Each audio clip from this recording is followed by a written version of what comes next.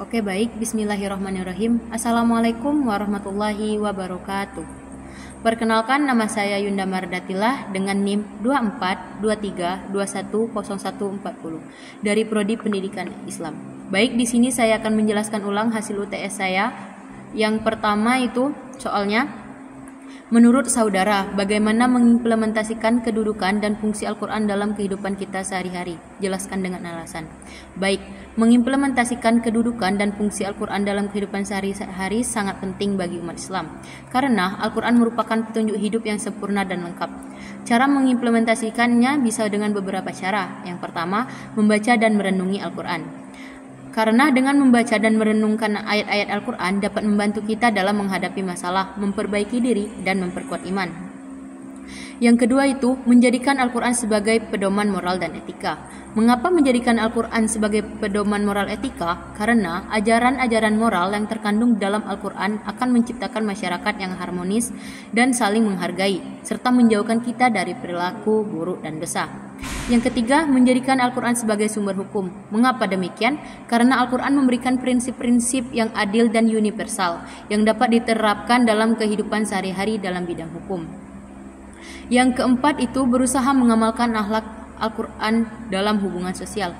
Mengapa berusaha mengamalkan akhlak Al-Quran dalam hubungan sosial?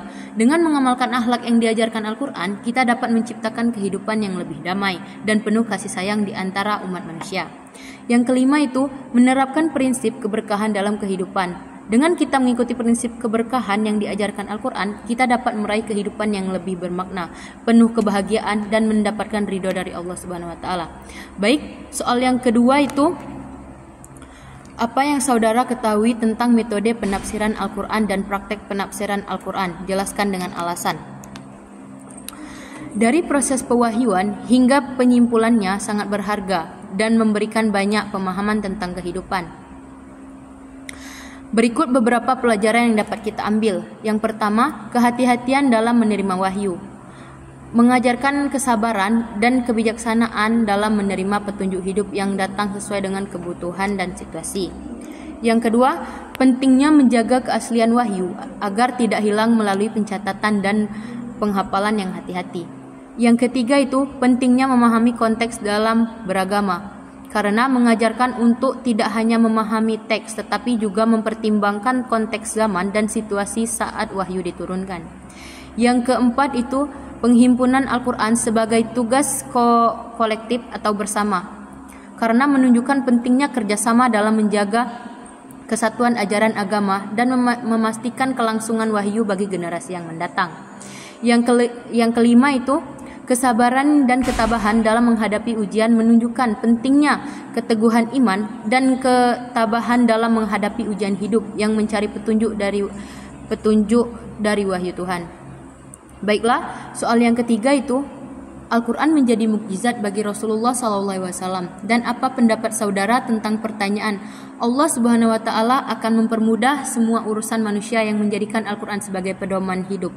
Jawab dengan alasan. Baik, mengapa demikian? Karena Al-Quran berisi petunjuk dan tidak hanya membantu umat dalam urusan duniawi, tetapi juga memberikan ketenangan batin yang menjauhkan dari kebingungan dan keraguan. Allah menjanjikan kemudahan bagi mereka yang bersungguh-sungguh mengikuti ajarannya.